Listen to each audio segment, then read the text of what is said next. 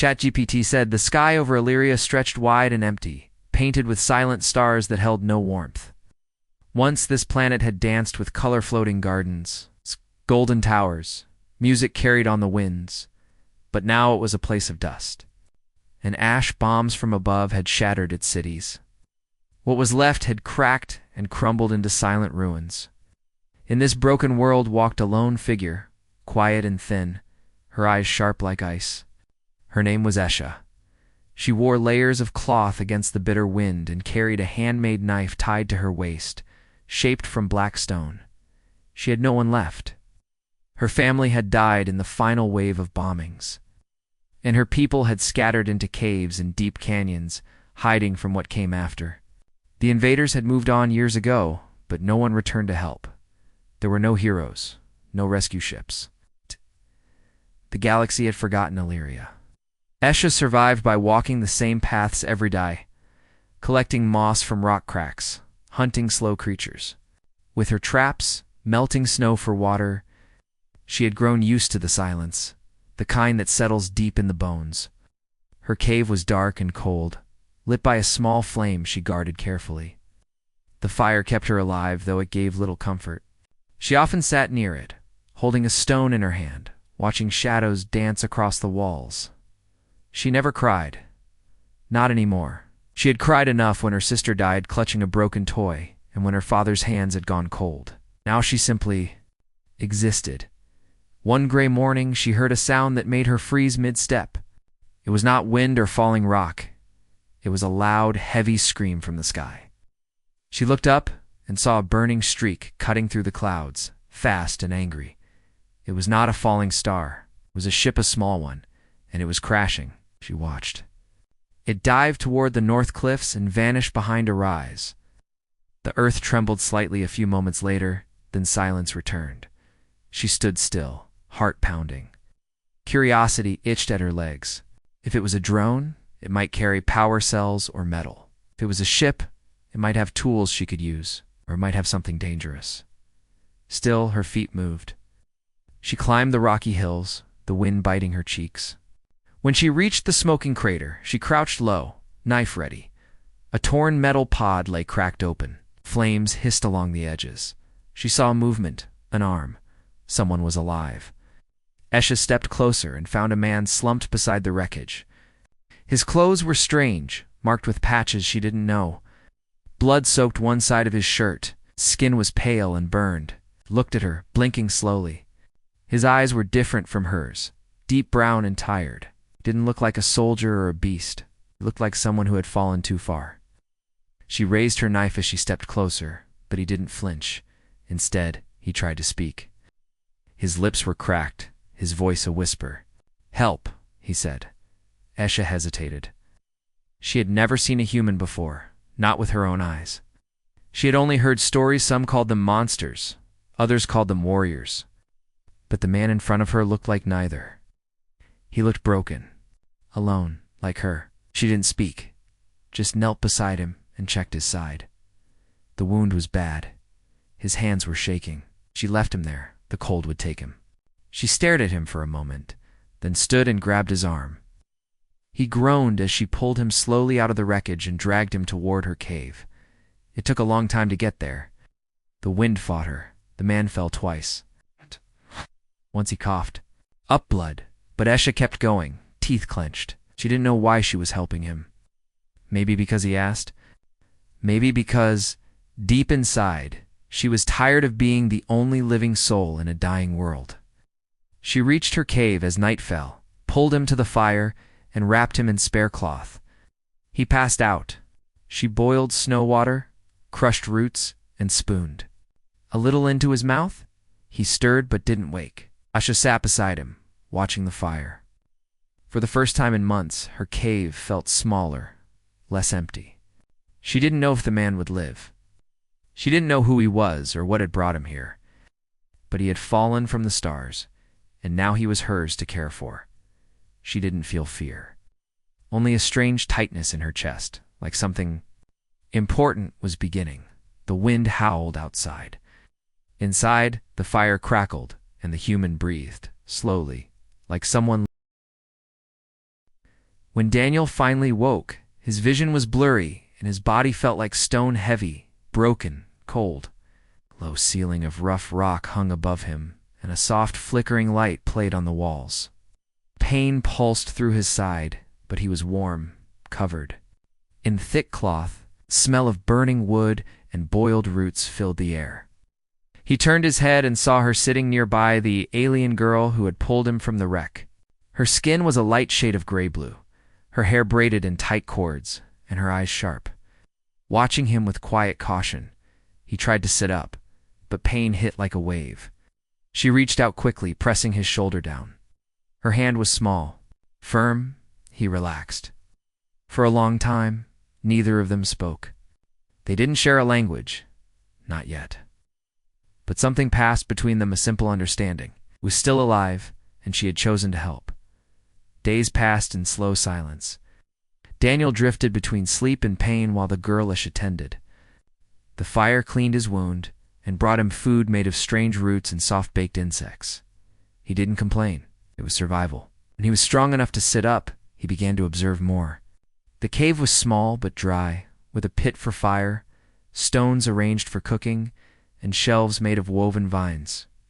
Everything was made from hand, from scraps, from cleverness. It reminded him of Earth's old stories pioneers building from nothing. Asha was like that. Quiet, careful, and strong.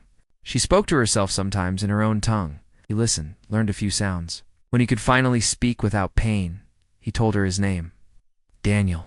She repeated it, her voice soft and unsure. Then she said, Esha. They had names now. That was a start. Daniel used his time to study the crash site. Though the pod was wrecked, some systems still worked. He found a heat coil and pieces of wire that had not melted. He dragged them back to the cave with Esha's help. She watched him curiously as he opened panels, twisted wires, and connected circuits. When he finished, he pointed to the small device and flipped a switch. Warmth spread through the cave as the heat coil came to life. Isha gasped softly and reached her hands toward it. Daniel smiled. She smiled back, just a little. It was the first smile he'd seen in what felt like years. More days passed. Daniel worked with what little he had. He sharpened her stone tools. With metal from the pod, fixed a broken cooking pot using melted glass. He even created a lantern from an old battery and some clear stone. In return, Esha showed him where to gather water, how to dig for edible roots, and how to walk without being seen by wild creatures. They became a team without needing many words. One night, she brought out a smooth stone and began carving marks into it. Daniel watched. She pointed to one mark and said, Esha. Then she handed him the stone. He understood. Slowly, he scratched out a mark beside hers and said, Daniel. She nodded. They laughed quietly, the sound soft and strange in the cave's stillness. One evening, as a storm screamed outside, Daniel pulled out the shattered radio crystal from the pod. Its housing was cracked, and the signal lines were fried. Esha sat beside him, watching. He explained what it was, speaking slowly. This speaks to my people, far in the stars. She tilted her head. He could tell she didn't fully understand, but she saw its importance. She handed him a copper ring she wore, worn and bent. He gently took it and smiled. With fire wire melted. Crystal and time, he worked late into the night. The device sparked and died twice. On the third try, it lit up. A single blinking light. No signal could be sent yet, but the crystal was whole again. It was a start. Esha reached out and touched the warm surface of the small device. Daniel looked at her and said, We might not be alone anymore. In the days that followed, Daniel taught Esha human songs, simple ones from Earth's old days. She didn't know the words, but she hummed along. She showed him a Talari dance, once performed before war or great hunts. It was sharp, fast, and beautiful. He tried to follow the steps. She laughed when he stumbled. They ate together now, not in silence, but in warmth. When Daniel fixed a broken piece of armor she had saved from her father, she sat close beside him and whispered thanks. In her language, he didn't understand the words, but he felt them. They had no weapons, no army, no way off the planet. But the cave no longer felt like a hole in the ground. It was changing. It was a place with fire, food, and two people who had every reason to stay apart but didn't. Daniel no longer felt like a man stranded on a dead world. And Esha no longer looked like a girl made of stone. She had begun to smile more, to speak his name without hesitation, and even sing soft songs of her own when she thought he was asleep. The cave held a glow now, one that didn't come from fire. It came from something new, trust, maybe even hope. And though neither dared say it, they had started to build something that both thought. It was deep into the cold season when the silence broke. The wind outside howled as always, but one night something different stirred the cave. A soft click, then a sharp buzz. Daniel sat up at once. The small device he had repaired the radio. Crystal was glowing faint blue. He leaned in, holding his breath. The sound came again, broken, static-filled words in a language neither of them had heard in days. Isha watched him closely, sensing the tension in his face. Daniel adjusted. The dial, trying to clear the signal, fingers quick and careful. Slowly, words pushed through the noise, strange, insect-like speech. But Daniel understood. His face paled. He turned to Esha, and his voice was tight when he said, "It's the Zyraxi." Didn't recognize the name, but she could feel the fear in his tone. He translated as best he could, using hand signs and simple words. The invaders, those who had destroyed her world, were coming back. The message was not for them, but for their own. A scout group had picked up his crash signal and marked the planet for inspection. Reinforcements were gathering, they thought. The area was clear. They believed Daniel was already dead. For a while, neither of them moved. The fire crackled beside them, but its warmth felt thinner now. Esha stood slowly and looked toward the cave entrance, her mind racing. She had seen enough war to know what would follow. Zyraxi did not leave survivors. If they returned, they would sweep the land again. This time, even fewer would be left to tell the tale. Daniel rose too, wincing as his sides still hurt. He walked over to a corner where he had placed a small beacon, the emergency signal he had been building. It blinked faintly, a sign that it was almost ready to send a call across the stars. But even if Earth received it, help would not come soon. Not fast enough. Maybe not at all. Daniel looked at Esha. She was quiet, staring into the shadows. Her face had grown hard again, like the first time he saw her. For a moment, he thought she would tell him to run, to take the beacon and hide. But she didn't. Instead, she turned to him and held out her hand. He took it. Her grip was steady. They didn't speak. They didn't need to. They both understood what came next. Running was not an option. Hiding wasn't either. They had fire, stone, tools, and each other. If the Zyraxi returned, they would not find this place weak and forgotten. The next morning, they began to prepare. Daniel went back to the crash site and dug through what remained, collected metal plates, battery cells, shards of armor, and parts of burned circuits. Isha guided him to an old place carved into the cliffs where her people once stored weapons. And food, most of it was long gone, but the tunnels were still there, winding deep into the mountain. They could be used. Daniel saw possibilities in every broken pipe and loose rock. They could build traps, shields, barriers. Together, they mapped out the terrain. Esha marked where the Zyraxi would likely land. Their kind preferred wide, flat spaces near the black riverbeds.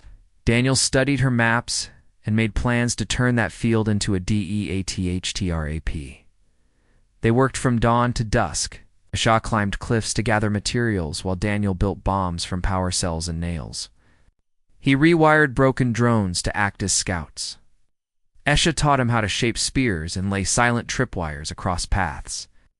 She moved with grace, almost like a dancer, her every step full of purpose. Daniel was slower, but precise, using every scrap of knowledge he had from his engineering days. Their hands were always busy, their backs ached. But each night, when they returned to the cave, they sat a little closer by the fire.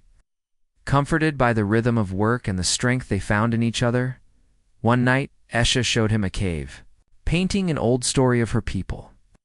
It told of a time when the Talari stood together, not hiding, but fighting as one.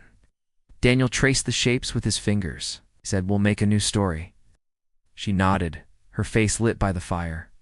There was fear in her eyes, yes, but also something fiercer hope sharpened into steel. The final piece was the beacon. Daniel placed it on the highest ridge, covered with camo sheets and solar panels. It needed only a little more time to charge. Then, with one burst, it would scream across space and call for help. But until then, they were alone. It's two people against an army that devoured whole worlds. Still, Daniel felt no regret. He looked at Esha, working beside him in the wind, her hands smeared with grease and dust. She had once been nothing but stone, cold and silent. Now she burned bright. And because of her, so did he. They didn't know what day the Zyraxi would arrive, but they would be ready. Together, they would stand. Not just to survive, but to defend the fire, the cave, and the bond they had built in the ruins. The countdown had begun. And for the first time since his ship fell from the stars, Daniel felt the air had changed. Even before the sky filled with ships, the ground began to speak vibrations underfoot, strange tremors rolling through the stone. Birds vanished. The wind grew sharp and sour. Daniel stood at the mouth of the cave with his hand resting on the side of the cliff, eyes narrowed, listening. He knew what it meant. They were coming. Not scouts, not drones, full strike force. He turned to Esha, who had just returned from the northern ridge, her pack full of shards and tools. Her face was tight, serious, but she nodded before he could speak. They had no time left. That night they moved quickly. Daniel reviewed every plan, every trap they had built. He crawled through the tunnels, with Esha behind him, checking the wiring of the pressure mines, resetting the battery cells, and sealing the exits they wouldn't use. They had turned an old mining path into a deadly maze of spike pits, heat-triggered. Lasers made from salvaged lenses, and walls ready to collapse on command. Esha had trained the remaining Talari survivors in the surrounding cave zones, who still had the will to fight. They were few, old and scarred, but brave. They watched Daniel with uncertain eyes, but when Esha stood beside him and declared him stone-hearted, the highest praise in her tongue, they accepted him as one of their own. At sunrise, black clouds broke over the horizon, not clouds at all, but ships, sharp, curved, beetle-like vessels with glowing green underbellies. They floated in formation and began dropping pod-like objects that slammed into the ground and opened like claws. From them, Zyraxi soldiers spilled out tall, armored, and moving like a swarm of knives. They hissed orders in a voice like grinding metal. The invasion had begun. The valley where Esha's people had once danced was now filled with death. But Daniel and Esha didn't watch in fear. From their hidden cliffside perch, they triggered the first phase. A series of sharp blasts erupted from beneath the landing zone Daniel's fuel rig traps. Wired into rusted pipes and buried deep, fire shot into the sky. Dozens of Zyraxi fell. The swarm paused, confused, then regrouped. Daniel smirked and muttered, "Welcome to the garden." Esha pressed her blade to her palm, drawing a line of blood, and whispered an old Talari war. Prayer. The Zyraxi moved into the valley, but every step forward was punished. Stone collapsed beneath their feet into pits lined with metal spikes. Walls exploded outward with fire. Esha led a strike team through the side paths, ambushing patrols with plasma blades and poison darts. Daniel used a hacked drone to bait the enemy into a trap tunnel and set off a chain reaction that buried a whole platoon under rock and fire. Still, more came. The Zyraxi numbers were endless. Daniel began to feel it in his bones, the creeping edge of fatigue. He and Esha fought side by side now, ducking through smoke, blood on their hands, sweat in their eyes. Her old dance was now a weapon. She moved through enemy lines like wind cutting through leaves. Daniel stayed close, using makeshift grenades, and a plasma rifle salvaged from a fallen enemy. He had built weapons with scraps. She had shaped warriors from survivors. Together, they turned caves into a battlefield no one could conquer easily. But the tide began to shift. The enemy adapted. Their machines learned. The Ziraxi began burning paths through the cliffs with acid cannons. Their drones flew higher. Spotting traps before they could be sprung, they launched gas into tunnels, choking out hiding places. The defenders fell back. One Talari elder died while covering a retreat, singing the old song of the mountain. Daniel and Esha barely escaped. A collapsing bridge rigged with explosives, they made it back to their cave, wounded and coughing. There, Daniel checked the emergency beacon. It blinked stronger now, steady and bright. It was nearly ready. If they could hold just a little longer, they might not be alone. Night fell, and with it came silence for a short while. Esha sat by the fire, wrapping a torn cloth around her bleeding arm. Daniel crouched nearby, trying to clean his weapon. Neither spoke for a long time. Then he looked at her and said, "We can still run. You can go north. They'll chase me." Esha met his eyes, firelight dancing in hers. "No," she said. "They came for both of us now." He nodded slowly. She wasn't stone anymore. She had fire. And he had found something here worth staying for. Not duty. Not orders. Something deeper. They rose with the first light, knowing the next attack would be the worst. This time, the queen would come. The Zyraxi hive leader, known to destroy cities with a scream, was on her way. Daniel looked to the sky, jaw set, hand clenched around a grenade made from broken dreams and fierce hope. Beside him, Esha painted war marks on her face. The mountain would not fall quietly. They were outnumbered, outgunned, exhausted, but they were ready. Because home wasn't a planet or a building. It was a fire, a cave, a hand held in battle. And they would defend. The morning sky was dark as ash, heavy with smoke and shadows. The one sacred valley, where Telleri dancers had once sung to the stars, had become a battlefield of broken stone and fire. The Ziraxi queen had arrived her ship, a massive black vessel shaped like a beetle's back, its surface crawling with green light. It lowered into the heart of the valley like a god descending. And from its belly stepped the queen herself, towering, armored in thick shell plates and crowned with twisted spines that shimmered with venom. Ow. Her presence made the air colder, heavier, as if the world itself shrank in fear. Around her, the swarm moved with new fury. They burned the cliffs, shattered the hidden traps, and poured into the mountain paths with acid spit and hissing metal claws. The Telleri defenders fought bravely, but their numbers were thinning fast. One by one, caves were lost.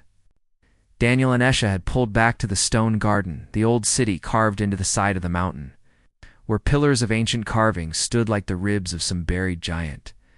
It was their last stronghold. Daniel had wired the whole area, with his final defenses: laser tripwires, charged coils, and homemade mines hidden beneath carved floor tiles. Esha had armed every remaining fighter, her hands moving fast as she wrapped cloth around wounds and whispered the old words of courage. The queen, sensing resistance, sent her elite guards forward taller than the rest. With bone axes and flame cannons, the battle exploded like thunder. Plasma bolts lit the sky, spears clashed with claws. Daniel triggered the charges at the front steps, blowing apart the lead attackers in a burst of white fire. Esha danced through the chaos, blades spinning in her hands, each move filled with memory and rage. She didn't just fight, she moved like a flame refusing to die. Daniel stayed behind the main line, directing the wounded, setting new charges, dragging the fallen to safety. But they were running out of space, running out of time. The queen advanced, untouched, her giant form smashing through pillars as if they were paper. She let out a deep, echoing screech that made the ground tremble and the fighters pause in fear. It was a command. The swarm surged forward. Defenders were pushed back. The fire traps began to fail. The enemy broke through the outer defenses and flooded into the lower halls. Daniel met them head-on with a rifle built from stolen parts and a heart full of fire. She fought beside him, blood on her cheek, eyes blazing. Then it happened. A blast hit Daniel square in the side. He flew back into a wall, metal biting into his ribs. He He groaned, struggled to rise, but his leg wouldn't move. Isha turned at once, cutting through the swarm to reach him. She dropped to her knees, hands on his chest, whispering in a voice he could barely hear. His vision blurred. Blood filled his mouth. She shook her head, pressed her forehead to his, and stood. With a cry that echoed through the ruins, she turned and faced the queen. Esha charged up the central stairway, blades flashing. The queen roared and swung her massive arm, but Esha ducked, rolled, and drove both her knives into the joints of the creature's armor. Sparks flew, acid sprayed. Esha was thrown back, her arm burning, but she stood again. Ow! Round her. The last of the Talari were still fighting, refusing to fall. Daniel, half-conscious, reached into his pouch. His final grenada, small powerful charge he had crafted from the last power core. He set the timer and rolled it down the broken steps toward the queen, where it landed beside her clawed foot. A second later, it exploded in a blinding flash. The blast rocked the entire garden. When the smoke cleared, the queen was still alive, but her left side was torn open, leaking green fluid. She screamed, an unholy sound, and turned to flee. Her guards rushed to her side. The swarm began to retreat, pulling back toward the ship. Esha limped to Daniel, her face torn, her body trembling. He was barely awake, but alive. Together, they watched the black ship rise. It did not fire, it did not return. The queen had been hurt badly, and the swarm had tasted something they had never known before defeat. They had come for an easy kill and found a wall of stone and fire. And now, for the first time in years, the skies over Illyria were quiet. Smoke drifted from the ruins. The carved city was shattered, its beauty scarred forever. But it stood. Daniel leaned on Esha's shoulder, and she helped him up the steps. Around them, the last warriors gathered. Bruised, bloody, but alive. Adwan not with fleets or machines, but with stone, fire, and heart. And the enemy, who had expected silence, ChatGPT said. Smoke still rose from the broken stones of the ancient city, curling into the sky like the last breath of a long-forgotten god. The fires had dimmed, and the noise of battle had faded into silence, but the pain remained. Across the carved floor, Stellari and Zyraxia Lixum curled in final poses of defiance. Others lost to the fire and falling rock. The defenders moved like shadows, gathering the wounded, whispering names of the lost, and laying stones over the dead. Daniel sat slumped against a shattered pillar, one arm wrapped tight across his ribs, blood still soaking through the cloth. Esha had tied around his side. His face was pale, his lips cracked, but his eyes stayed open. Esha knelt beside him, her fingers gently checking the pulse at his neck. He was alive, but only just. His breath was thin, chest rising slow and shallow. She had seen death before too many times, but she would not let it take him. Not out. Not after everything. She called for 2 fighters to help her move him to the back caves, deeper inside the mountain. There, in the old healer's chamber, she lit a fire and laid him down on furs gathered from her people's stores. She crushed herbs between stone plates, soaked them in melted snow water, and carefully poured the mix into his mouth. He coughed weakly but swallowed. All night she stayed awake, cooling his forehead with wet cloth, humming the songs her mother once sang during sickness. The mountain walls echoed the sound, soft and low like a prayer. Time passed slowly. Hours stretched like days. Outside, the defenders rebuilt what little they could, sealing broken tunnels, stacking supplies, and carving symbols of thanks to those who had fallen. But inside that quiet cave, everything had narrowed to one fight: Daniel's fight to live. He drifted. In and out of sleep, sometimes muttering in his own language, sometimes silent. Esha held his hand during the worst of it, gripping tight when his body trembled or when his breathing hitched. She spoke to him constantly, even though he didn't always answer. She told him stories of her childhood, of the first time she saw a shooting star, of how she learned to dance from her older sister before the sky burned and the war came. She told him how strange he had looked when he fell from the sky like a creature made of metal and light, but how he had built fire from broken junk, and turned her cold cave into a home. You gave me more than warmth, she whispered once. You gave me someone to stand beside. And though she knew he might not hear, she kept speaking, because the silence scared her more than anything else. 2 days later, the beacon Daniel had planted finally reached full charge. Its signal burst into space, a silent scream calling for help, echoing across stars. And someone answered. High above, far from Illyria's scorched ground, Earth's sensors picked up the distress signal. It traveled fast, alerting ships, then fleets. They recognized the code. They saw the name embedded in the signal: Daniel Reyes, Earth engineer, presumed dead, now confirmed alive, and under attack. The response was swift. 3 ships broke formation near the edge of Sector 14 and jumped to warp. One of them was a heavy frigate loaded with medical units and ground support teams. They arrived 26 hours later, dropping through orbit like steel rain. For the people on Illyria, the sound of those ships breaking the sky was like thunder from a forgotten storm. Esha heard it while feeding Daniel broth. She ran outside, eyes wide as she saw the Earth banners marked on the ships. Soldiers in sleek armor descended on lift cranes, scanning the area, weapons ready. But they were not met with gunfire. They were met with silence, burned stone, and exhausted faces. When the medics reached Daniel, they moved quickly. They placed him on a stretcher, scanned his wounds, and gave him medicine that hissed as it entered his veins. His eyes fluttered open just as they were lifting him. He saw Esha's face and tried to speak, but no sound came. She stepped beside him, took his hand, and nodded. Rest now, she said gently. You did enough. He blinked once in reply. That was all he had left. As the ship engines roared, lifting the wounded toward orbit, Esha stood at the edge of the cliff, her hair blowing in the wind, eyes locked on the sky. She felt something strange in her chest, a mix of pride and pain. They had survived. They had fought off monsters and carved a place from fire and ruin. And though the stone garden was wounded, it was still standing. She closed her eyes and remembered Daniel's words, "We'll make a new story." They want to start. The skies above Illyria lit up, not with fire this time, but with light, clean, strong beams from the engines of Earth's fleet as they hovered above the wounded planet.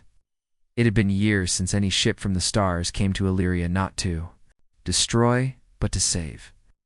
The Earth frigates dropped healing pods, supply crates, and medical teams in white armor, who rushed through the broken stone city, scanning for survivors, helping the wounded, and offering water, food, and calm words in many languages.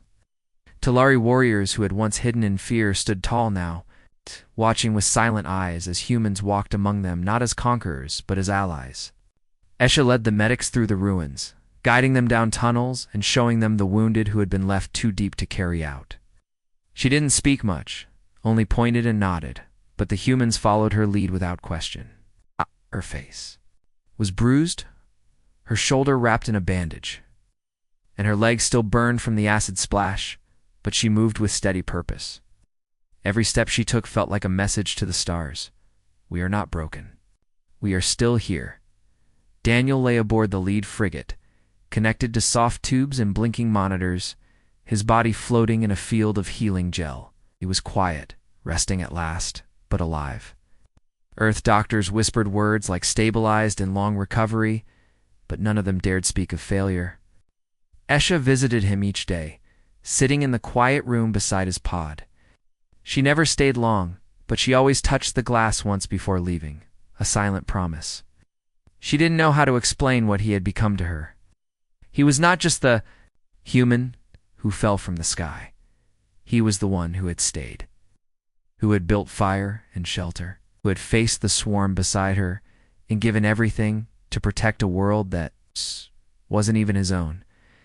As the Earth soldiers finished setting up a secure base at the edge of the valley, they began scanning the nearby regions. Their commanders sent drones far across the wastes, gathering data, tracing the trail left behind by the retreating Zeraxi. What they found shook them. The enemy had not just pulled back, they had scattered. The Queen had been hurt so badly, During the last battle that she had ordered a full retreat, pulling her forces away from the region entirely. She had not expected resistance so fierce from a dead world. Reports were sent back to Earth High Command. Videos of Isha fighting alongside Daniel spread across the fleet, showing a slim Talari girl charging into battle with blades and fire, and a bloodied human using traps and tools to bring down a swarm that should have been unstoppable. Those who watched didn't just see survivors. They saw something new, something worth remembering. In the days that followed, Earth offered to evacuate the Talari to safer colonies. Many refused. They had seen what it meant to stay, to fight for their world. Esha stood before the Earth Council and spoke in clear, slow words. We do not need escape. We need stone, tools, and allies. We will rebuild. Her voice was calm, but firm. The humans agreed. Supplies came down in waves, construction gear, food rations, medicine, and communication systems. Engineers began helping to reinforce the mountain caves, turning them into real shelters. Daniel's designs, once drawn on scraps of metal and rock, were now studied and used. His name was spoken with respect. Some even called him the Builder of Flame. Then one morning, Daniel opened his eyes. He saw the clean ceiling of the ship, the soft light, the quiet hum of machines. At first, he didn't move, just breathed. A nurse noticed and called out. Esha was at his side in minutes. She entered the room quietly, as always. But this time, when he looked at her, their eyes met with full awareness, smiled weakly. She smiled too, then stepped forward and took his hand. Neither spoke for a long time. They didn't need to. After everything, the fire, the fear, the nights spent wondering if tomorrow would ever come, they were still here, alive, together. Later that day, Daniel was moved to the surface in a hover chair. Shah pushed him through the new paths. Had carved between ruins and rocks. Round them, Telleri and humans worked side by side, lifting stone, welding beams, planting new green shoots in the earth. It wasn't much yet, but it was a beginning. Daniel looked out over the rebuilt wall and saw the future in every hand that carried stone, every child who laughed, every fire that now burned safely behind shelter. He squeezed Esha's hand and whispered, You had nothing but stone. Now look. She nodded. You gave us the fire, she replied. And in that moment, without fanfare or grand speeches, they both knew something powerful had been born in the ashes. Something that even ChatGPT said. The seasons turned slowly on Illyria, and with time, green began to return to the cracks of its wounded land. Trees, once turned to ash, sprouted from black soil again. And small rivers that had dried during the war now flowed with quiet strength. The mountain city, once broken and buried in stone, was no longer a ruin. It had become something new. Not the tall towers of old Telari pride, and not the sleek lines of human steel, but a mix of both. Earth engineers worked beside Telari builders, carving out homes that were warm and strong, powered by solar tiles and protected by ancient walls. Children ran through the streets with painted faces, playing games between old statues and new machines. There were still scars of coarse walls that bore burn marks. Stone paths where names of the dead were carved, but those scars were part of the place now, reminders of what had been fought for and what had been kept alive. Daniel had healed. Slowly, but he had healed. His ribs were stronger, his limp almost gone, and though the fire in his side sometimes returned with the cold, he never let it stop him. He worked each day in the city, designing bridges, building heaters, showing Telleri farmers how to use earth tools without harming their traditions. At night, he would sit outside his home half cave, half shelter and draw new designs on a metal plate with a dull stylus. Esha often sat beside him, her eyes watching the stars that had once sent so much pain and now brought light and life. She had become something more than a warrior. She was now a leader, quiet but sure, respected by her people and trusted by the humans. When she spoke, people listened. She never raised her voice, but there was power in her stillness, like a storm waiting in calm air. There came a day when the Earth Council sent a message from the stars inviting Daniel to return. He had earned honor beyond measure, they said, and his knowledge was needed elsewhere. They would give him a place on a news station, far above the ad. Conflict zones, a seat in comfort and peace. When he told Esha, she nodded, not with surprise, but with understanding. She looked at him for a long moment, then simply said, "You must choose." And then she turned and walked away into the city. Daniel sat in silence for a long time. He looked around at the stone streets, the children laughing in 3 languages, the mix of alien and human faces working together, and the home he had helped build from nothing but dust and memory. He thought about Isha, how she had once stood, with nothing but a cave and a knife, how she had built something greater than survival. It's not with force, but with fire and trust. He thought about the cold place the galaxy had once been to him, and how this forgotten world, scarred and stubborn, had given him purpose.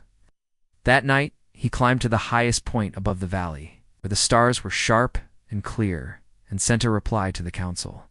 He thanked them. He told them he was honored. Then simply he said, "I'm staying." A few days later, Earth ships left quietly, carrying the message back to the stars, and Daniel stayed. Years passed. Not easy. Years but good ones. The Zaraxi never returned. News spread across the galaxy of a human and a Talari who had turned a death world into a sanctuary. Other damaged worlds began to reach out, asking how to rebuild, how to stand when all had fallen. And always, somewhere in those stories, the same line was whispered. They had nothing but stone, but they built a home, a fire, and gave each other their hearts. One evening, under golden light, Daniel stood with Esha at the edge of the rebuilt garden, where new flowers grew between old bones. He took her hand, rough and strong as carved rock, and she let her fingers curl into his. They didn't speak. They didn't need to. In the firelight, in the quiet breeze, surrounded by laughter and life, everything they had fought for was there, alive and shining. Not just survival, not just victory, but a future made from stone, fire, and love.